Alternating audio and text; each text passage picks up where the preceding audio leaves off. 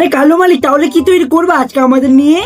কালো মালিক, আমি হলাম রসুন, খাও দাও আর ওটা এটা শক্তি বাড়াও।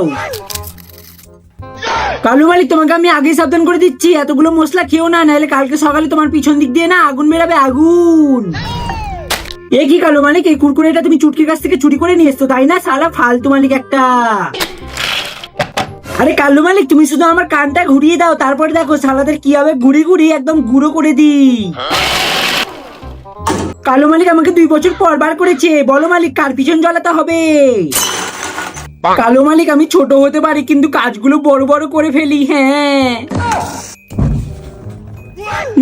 মালিক, প্লিজ আমাকে এর উপরে রেখো না, আমার পোটটা পুরো কালো হয়ে যায় যে। দেখলে তো হয়ে গেলাম না কালো কুকুরের বিয়ের মতো। খাও এবার আমাকে, খাও।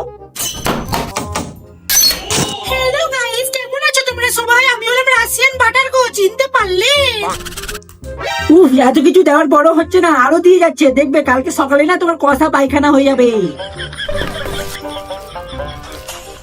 আরে কালো মালিক, সবসময় আমাদেরই কেন ফাটাও? তোমারও তো 2টা ডিম আছে, 2টা ডিমের মধ্যে একটা ফাটাও না, তার বেলা তো নেই। সালা রাক্ষস মালিক একটা। এই অ্যাস্টানি মালটার কত গন্ধ, আমার নাকের লোমগুলো সব পুড়ে গেল। মালিক, এই অ্যাস্টানি মালটার উপর আমাকে কিন্তু দিবে না।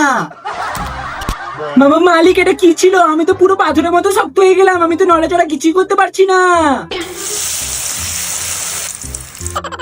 এ কি কালো মালিক, আমি তো পুরো কদম ফুলের মতো হয়ে গেলাম গো। আর গাইস, তোমরা যদি কদম ফুল চিনে থাকো তাহলে কমেন্টে হ্যাঁ বা না বলে যাও।